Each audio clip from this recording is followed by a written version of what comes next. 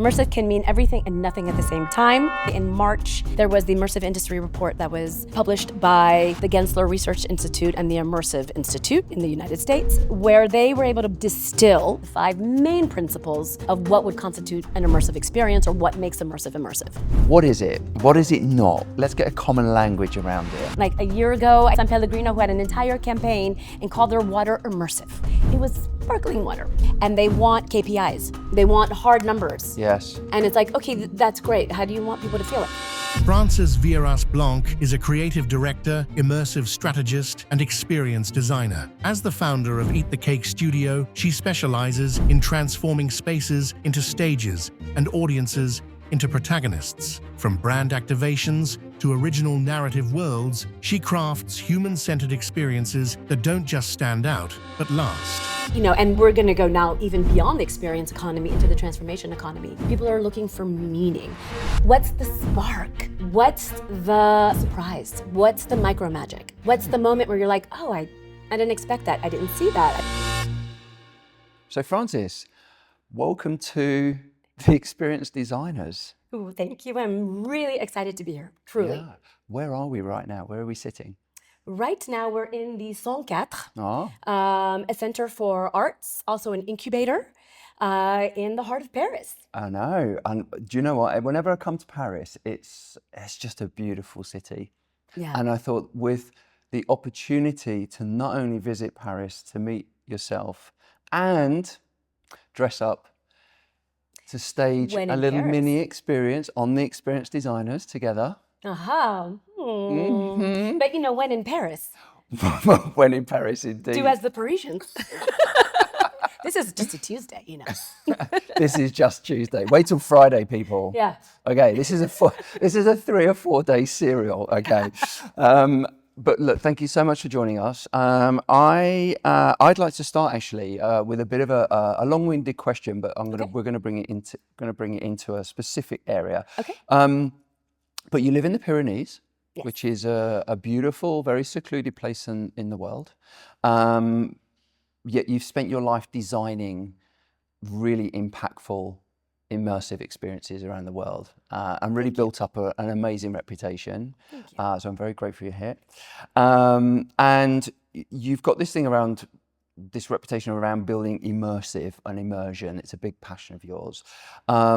But if we stripped away every screen, every costume, every detail and budget and just got it right the way down to, I guess, at an atomic unit level of a human experience, what is it that you've kind of been, if you bring all your 30 years together, kind of brought it into? What's that kind of essence at that atomic experience level? Yeah, great way to start. Wonderful question. I would have to say, in thinking of what would be the atomic unit of everything I do, and it's been a curvy journey. Yeah. You know, it's not been a straight and narrow. I woke up one day and said, "This is what I want to do tomorrow." I woke up and life had multiple paths for me, which I love, and it's really what allows me to do what I do today. But really the atomic unit, I would have to say it's presence. Mm-hmm. Now, I'll explain. Go deeper. For me, presence is the element, but people are what ignite it. So I truly believe that presence is at the heart of everything that I do. And I believe that when we are fully present with oneself, with other, and with our environment, we are in flow. We are immersed in kind of its purest form. And in looking back at everything I've done over these years, it always comes down to presence, but presence with people again. So I originally started, well, I've always been in entertainment, you know, and I've always had that. In parallel, I was doing politics. And I actually wanted to be an ambassador, and I wanted to travel the world and change it one country at a time. And at one point, I realized I was going to have much more impact outside of politics going into story. So I moved into story, cinema, writing, screenwriting, and that's what I've dedicated the rest of my years when I made that shift. And I realized that what I was doing was trying to create presence with people. And the vehicle is story. The technology was story to get people into presence. Again, when you're in a space and you're observing story, there's a connection. You're present. What I ended up then transforming or transferring everything into then is immersive, because what I can then do is, instead of the story being seen, it can be held and felt. So then the presence is held and felt. And so once again, it's present with where I am, with the people I'm around, and with what's happening around me. And so it's presence is like truly that atomic unit, but the heart and the catalyst is people. And those two together, when that fuses together, that is the combustion of what I do now. It's what fuels everything I do right now. Yes. I recently realized that one of my love languages is what I do and what I've always wanted to do. And that's one of them is quality time. So whether people, appreciate the concept of this love languages or not, for me, it was very eye-opening, because I realized that quality time has been that precursor of how I express my love for community, for humanity, and for people, is making sure that every moment is fully lived, however that takes shape. And so is it story-based, or is it just a really great party that I'm hosting where people feel held and we co-hold the space? That's it. I thrive on people. And so I plug with people, like that's where I get my energy. And so for me, that's where I'm truly present. Yeah. Tell me, what was the phrase? Love. Oh, the love languages. Love languages. The five main love languages. And Tell us more about that. In general, there are ways we accept and show love. And then this has also been used now within a work context, but they don't call it love, they'll call it appreciation. Okay. And the five main ways are quality time, which is one of my main ones, that I love to create. And I also love to receive. Gift giving. So I'm very big in my experience work, and everything I design, there's always some kind of relic or anchor. There's a gift. Actually, people tell me I'm very generous with my design because I love giving things. I also tell my husband he absolutely has to get me a gift, even if it's small, because I just want to open something on my birthday or I don't care. I just want something. It's my way of receiving it. Yes. There's words of affirmation. There's physical touch. And there's acts of service. Okay. And the way we love may not be the way we appreciate and show love might not be what we need to receive, or vice versa. I love when people are acts of service for me, but also gifts. I love creating quality time for others, which is really just the platform of, it's what I do. It's the foundation of everything I do. God, I love that.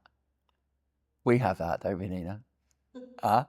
It's really funny as you just shared those five. I'm like, oh my God, we do that, and we get energy from that, particularly hosting, and it's a really powerful thing. It's my favorite thing. I've been always the one that's known for the parties and the hosting and everyone come to my house. Like my house is like the rec center, the recreation center. Like, come, let me just make this great space for you. So we talked about presence, storytelling. So, if I may, hang on a minute. Yes, I know. So hard being fabulous. So we are here today. I'm present with you. What's the story? What are we immersing ourselves in today together? Already, the Paris. Of course. The energy, city. This city is so immersive. It is. The culture is so immersive, so rich. Our story of sharing what we love, who we are, how we're present with each other, and the story of the podcast. Yes. But here we are in this beautiful art space that really supports art.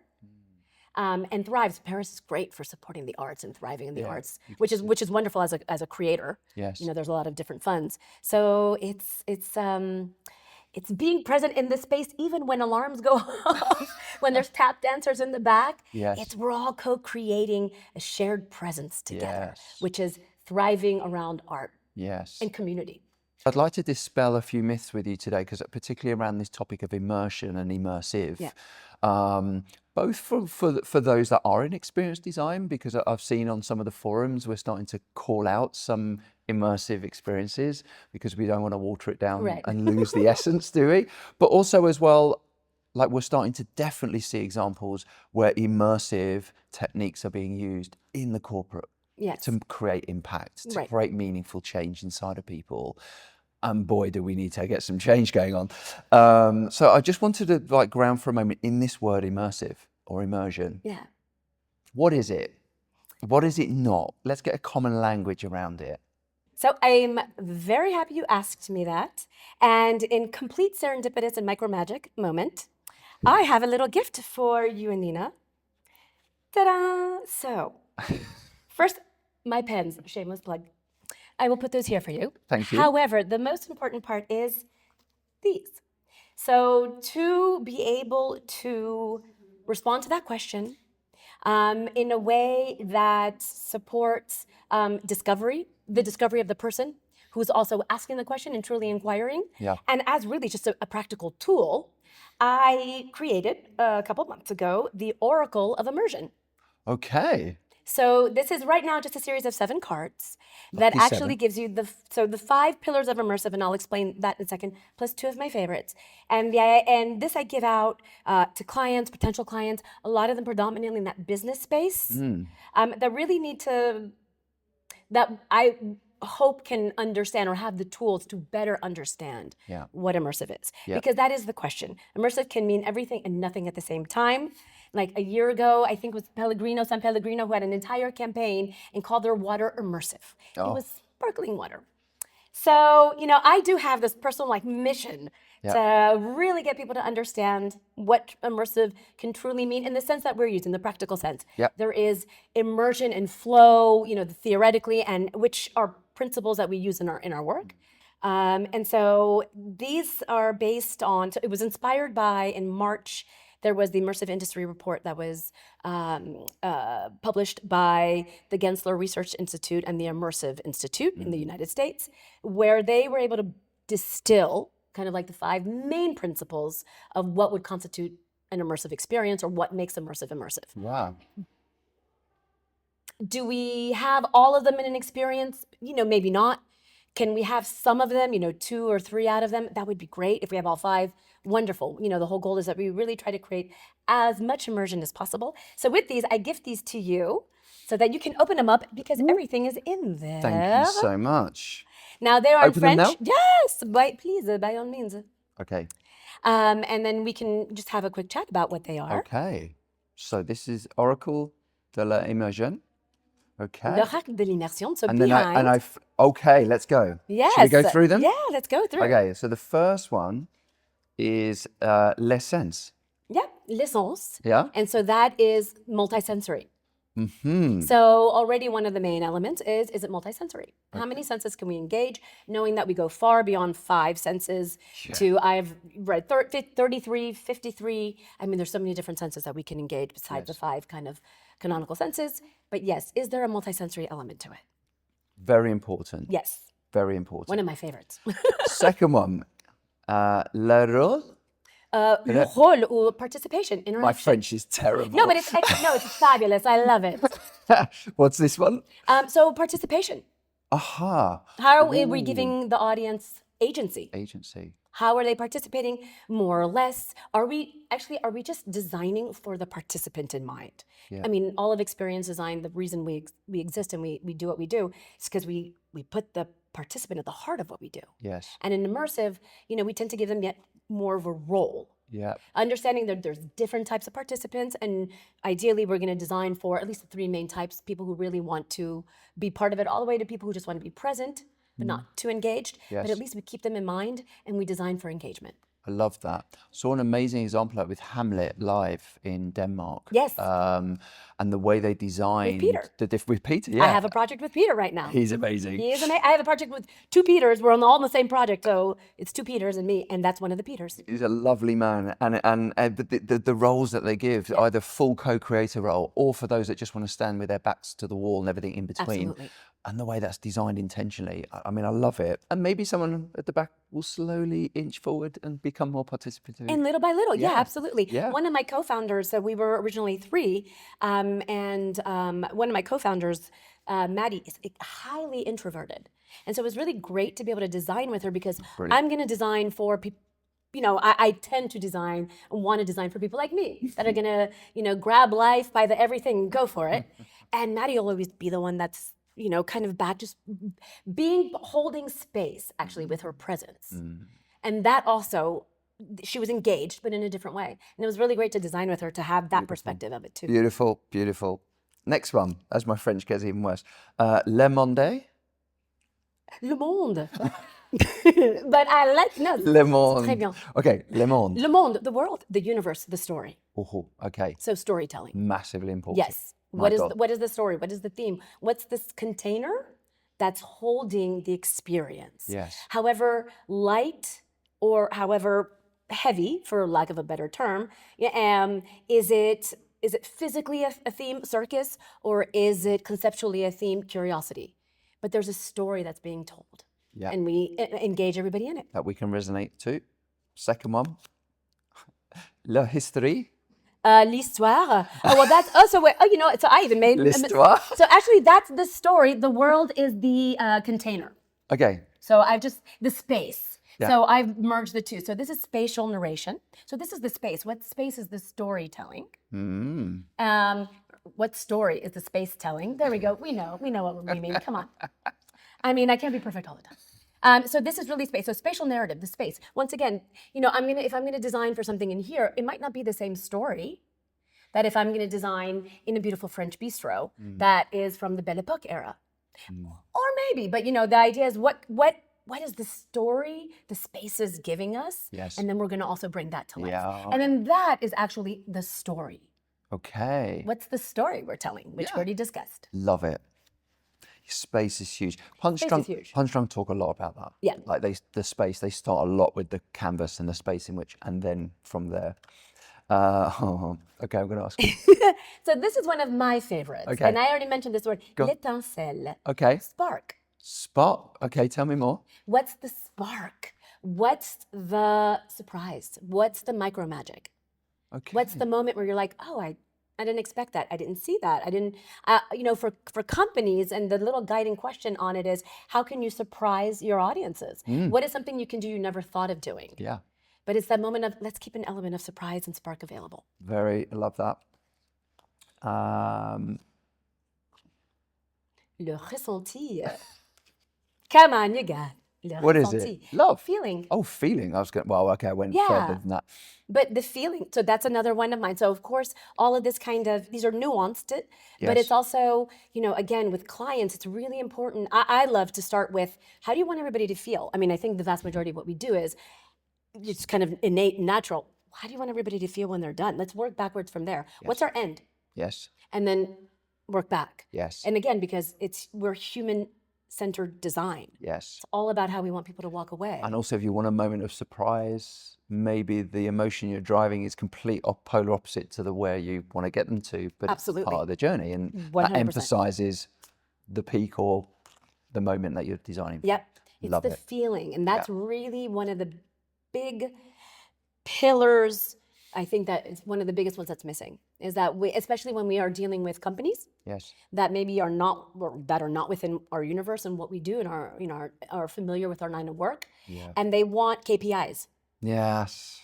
They want hard numbers. Yes. And it's like, okay, that's great. How do you want people to feel? And it's a question that stumps almost anytime I see a client that does not work in our space. That question is one of the biggest stumping And questions. also one of the big searches right now is return on experience. ROX, yep. ROX is a big one. But I'm also excited this year, I think at a couple of festivals, UK festivals, we're testing Boomtown and Arc Tangent, thank you. I should remember that one. Oh, that one I'm not familiar with Jock. So they were testing real-time response by the brain of how they were experiencing the festival wonderful. at various moments throughout the festival. So I think there's some really interesting like neuro measurements. Yeah. I think that there's more to come. Is that I'm with sure. Paul Zach's? I think it was. Company One of them was, I 6? can say for certain, for Okay. sure. Yeah. which is fantastic. See, that's what's We really need more cool of too. that juice Yeah. for sure. And that's that crossroad, that hybrid of the creativity, the art with the science, and that I love. I'm really curious to see where we go with that. Oh, I yeah. think that'll better inform everything we can We create. can get some science behind that. Yeah. It'd be amazing. Well, we have some, but just in that context. Okay, la transformation. Oui, la transformation. And transformation. So again, one of those main pillars that were discussed in the report was, and this is Joe Pine's work now, is we're going to go now even beyond the experience economy into the transformation economy. And one of the biggest things they said in that white paper that was published in March was we are no longer looking for experiences, because yes, we know now experiences really are going to be great, Yes. but what's the meaning behind the experience now? Yeah. People are looking for meaning. There's a lack of connection and there's a lack of meaning, a sense. What direction am I heading? Yes. And experiences that can also create and have transformation in mind, no matter however small, are the ones that are also now going to become what they estimated the trend, the moving forward of where we're moving beyond trend, I should say. What will be kind of like an industry standard, which is going to go beyond the Instagram kind of experience to the experience that I walk away with and want to debrief about and want to, because that just transformed me in a way that I never expected. I think it's also I think this year, 2026, for me, from what I've seen in the last few years, especially talking to now way many more practitioners, I think this year is definitely the year of transformation. Yeah. I think with the books coming out, transformation's kind of always been there. But the conversations that I've had, particularly like Matt Durden, for example, was obviously the container of the experience, and if it creates enough meaning and you have enough reflection to bring it inside of yourself to create that meaningful impact, to trigger that transformation, isn't always guaranteed. No. Because it's in the eyes of the beholder. But actually, I think as we develop more as a practice, generally as an industry, I think we're going to be able to do more of it. I think way more intentionally. I think we're going to figure stuff out along the way. And again, it's intentionally. I think that's the word. Again, we cannot guarantee, maybe more little by little, the science is going to be able to help us guarantee certain outcomes. But we all come to the table. We all come to every lived experience with our entire lived experience. The way we see our perspective, everything that has colored who and what we are, is what we come to the table with at this moment. And so it's going to land differently on every single person. Yeah. But if we can get to the point where intentionally we hope to inspire transformation in people. Yes. Then I think then our work is, for lack of sounding trite, is here to help make this world a slightly better place. Yeah, agree. Brilliant. Thank you for this. Yes. And then We you will will get treasure also this. a follow-up email Okay. with how to use them. Yo, okay. Yes. See, there's a little more to come. Okay, I love it. Yeah. Extension of the mini. Always extension. Hello. Amazing. Amazing. God, I got so immersed in this. Okay, so tell me a little bit about Think Outside from the work that you do. Awesome. Yes, thank you. So as we do as entrepreneurs, as creators, we evolve. Yes. And so I originally started Eat the Cake Studio in 2019, 2020, and then COVID. Really, why we're dressed in costume and why at the WXO Summit last year we did the whole Marie Antoinette thing. We originally started with heritage experiences, specifically tourism based. So at that point, I realized there's not much or many immersive experiences offered to an Anglophone community in France around history. I'm a huge history buff. I was a tour guide in Paris for 3.5 years, which immersed me so much in this city that I drove my husband crazy, because we'd be walking the street and I'd be like, do you know, here, Henry IV was killed, and and he'd be like, I don't want to, and I got it. But for me, it was like, but it's not just a random street. There's history is coming to life in my eyes because I know what happened. And I wanted to do that the same for other people. And that was the catalyst for starting Eat the Cake. It was like I had quite a few times in my tour guiding, people would be like, wouldn't it be great to know what it was like back then? And so the idea was like, well, let's see if we can do that for them. And then that has evolved through numerous entities, expressions, and reason for being, from the first signature universe, which was Marie Antoinette, because everybody knows Marie Antoinette. Yeah. Whether they know her truly or her real story, Yep. but at least it's a name people can understand. And so that already would be able to kind of like make it easier for people to understand what we're trying to accomplish. Yes. Moving on to where I am now, which is taking everything I know how to do in story and immersion. I love immersion. I love story so much. And putting that in the service of brand experiences. To give more meaning to brands, to make brands more relatable, Yep. to bring their world to life. Again, instead of walking the streets and be like, oh, wouldn't it be nice to feel what it was like in that era? Well, wouldn't it be really nice to understand what X brand really feels like? What are their true values? Yes. And so with that, last year, towards the end of the year, and you were saying transformation. Yeah, last year was a lot of that shedding of the skin for this year to enter that horse year of new ways of being. I launched, and I'm now launching, my kind of 3 new services, which are think outside the booth, think outside the box, traditional, and think outside the boutique. So it really was birthed with, last year I had the pleasure, I was invited to give a keynote at IMEX, Frankfurt. And I remember walking the trade show floor and being like, I've done many trade shows, hundreds, and thinking nothing much has changed. But there was one booth that caught everyone's eye. And it was immersive story-based booth. It was New Zealand, and they had made this entire Hobbit. I mean, but it was living and breathing. It was, you'd open the mailbox. First they had the round Hobbit house and the red door and the mailbox, and you'd open it, because I'm gonna open it, of course, you know, I'm gonna go for it. I'm glad it opened. And there's like a little letter, but written in like Hobbit language. And everything was covered in real plants, it was plush. And there was like the porch had a smoking pipe that was smoking all day long. It felt lived, it felt alive, and it felt inviting. And I was like, see, this is what I think the booth experience, the trade show experience could be like. Yes. You're already spending so much time and resources into these experiences, these booths. Where's the story? Yeah.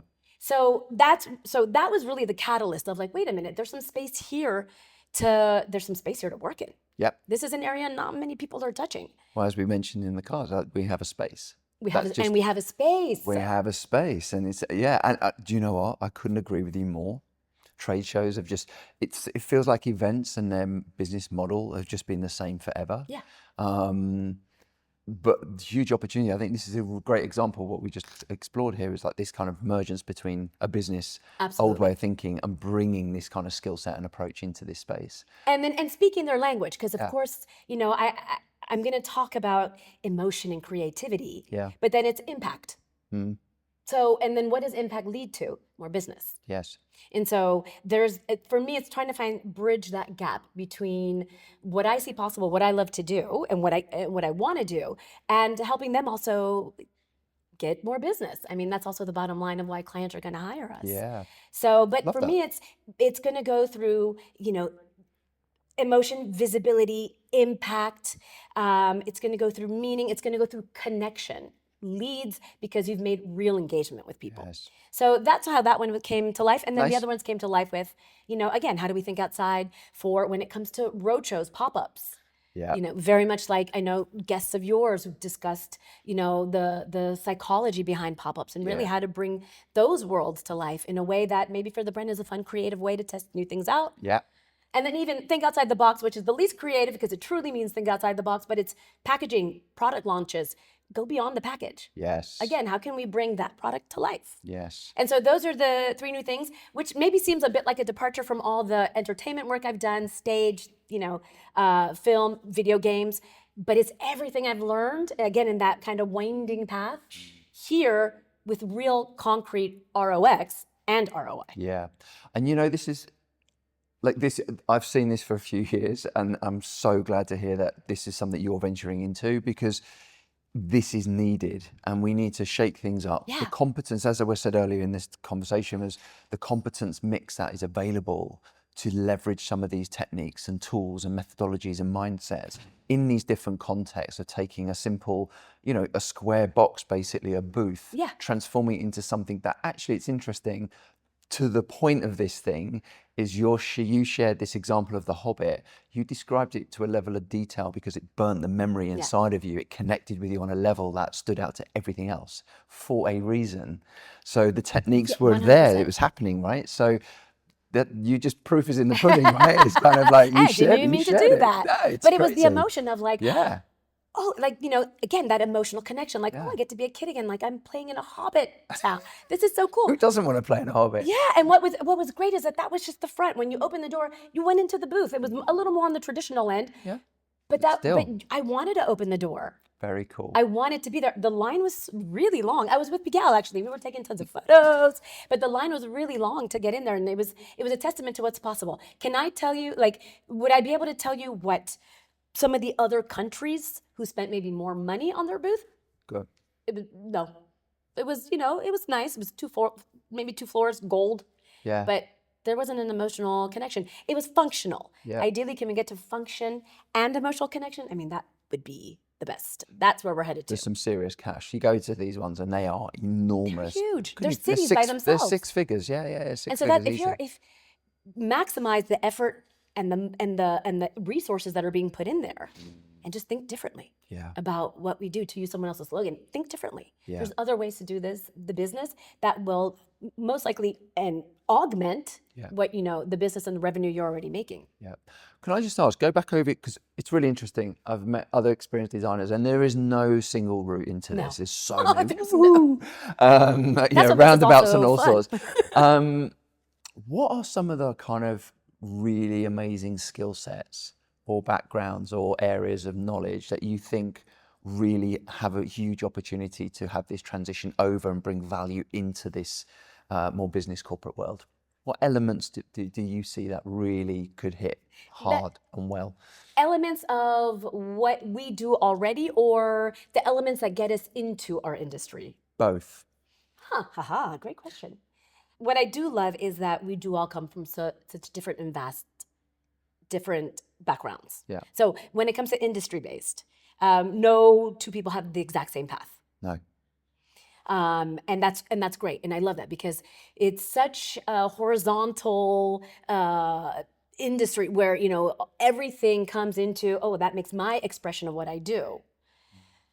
So some of what we do that are really in service of more business-based, one of the biggest things, interestingly enough, so going back to when I moved to France, and I didn't speak any French at that time, hard to find work. And I was hired as a professional business English teacher, trainer for high-end companies. I was at Hermès.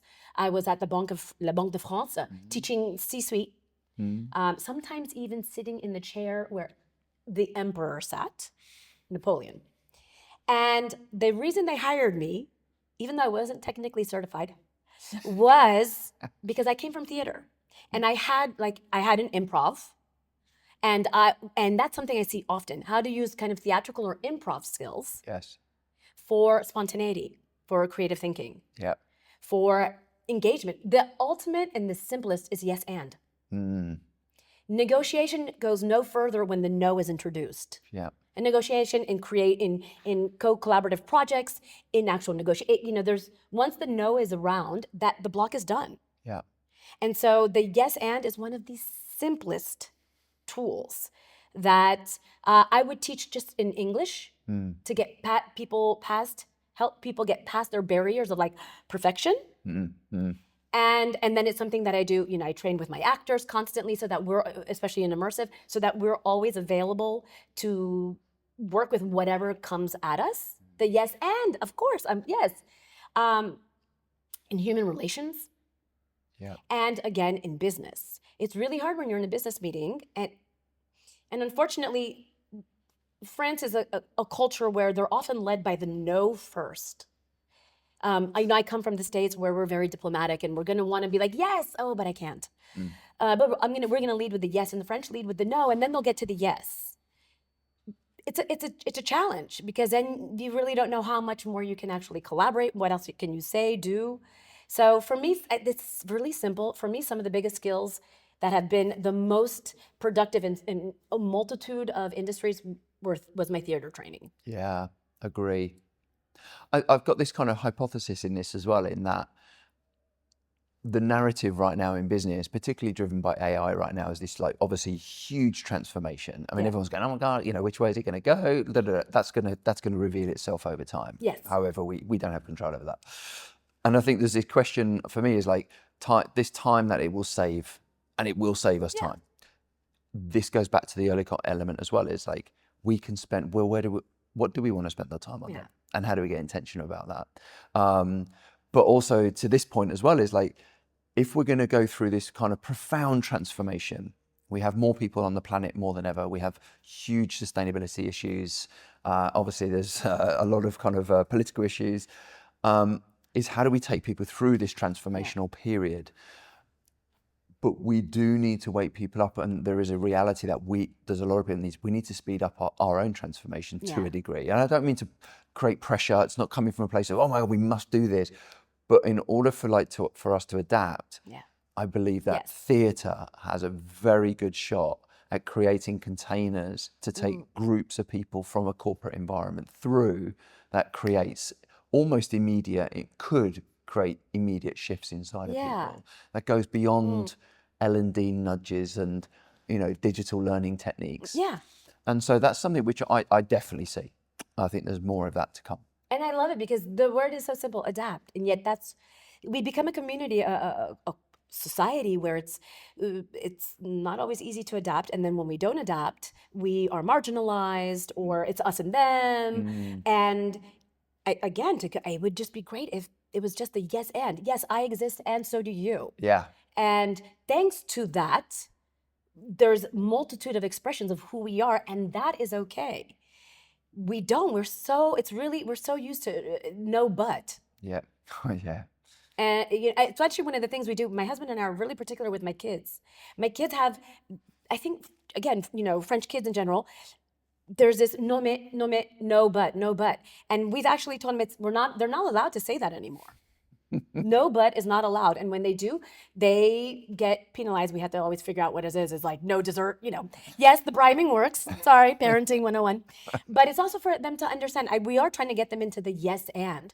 My husband is French. He has a French company. And little by little, he's implemented that because he also realized how powerful it was, how simple it was, because it just opens the door for possibility. Yeah.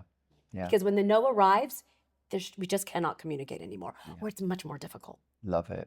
And so to sound Pollyanna, we would be such a better world if we just accepted the yes and we're all here. Everybody has a purpose here. Yeah. Yes, and. Yes, and I love it. Again, for the micro magic, yes, and where's it going to take me? My all-time favorite moment at Burning Man was 100% powered by yes and. And other things, but that's a whole nother podcast. But the yes and. I had to go on a mission for a specific reason. I was sent to find cutters by myself, and I was like, well, yes and that to this day of all the Burning Mans I went to was the most cherished moment. It led me on such an amazing journey. It was fantastic. Just because I yes and my way through it. Sure, over there, I'll go over there. Here, yeah. It's that micro magic. It's the spontaneity of life. Love it. So on the Experience Designer show, you're very much an experience designer. Look at me. Voila. Look what Francis did. Well, you're welcome. You're welcome. Thank you. What do you see? What are you hoping for 2026? What's your kind of what are you hoping for? Oh, yeah, such a great question also. I have a lot of answers. Share them.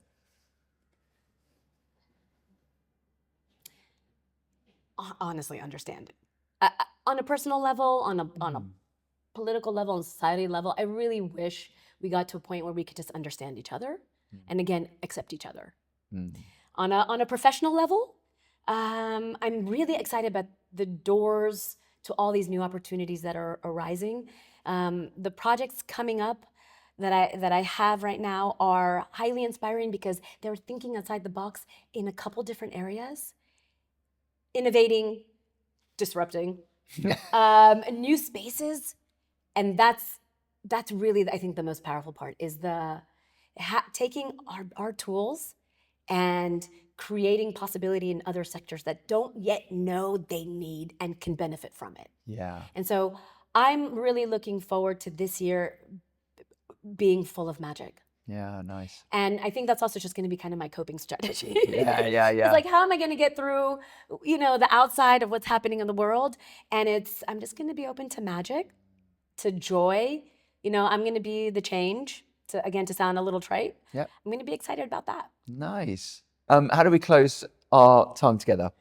Should we, the name of the company is Eat the Cake Okay. Studio. Love it. Yeah. And the original show I was building was called Let Them Eat Cake.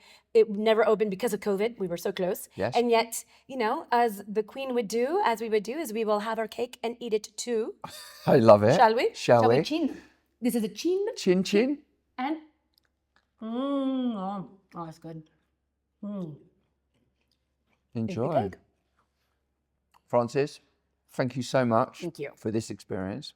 I'm so grateful, and I get to meet somebody that I've heard about on several occasions, and now we get to actually spend some time together. But above all, thank you for bringing your energy, your passion clearly, and your knowledge to the experience designers. You're a true experience designer. I love it. Thank you. So thank you so much. Thank you very much. It was truly an honor and a pleasure to be here and to meet you. Last year, I danced behind you at the end of the summit. Oh, at the Indian jai-hoed dance? together. I was right behind you. I'm short, so people often don't see me. But it was really great to officially have this opportunity to talk with Amazing. you.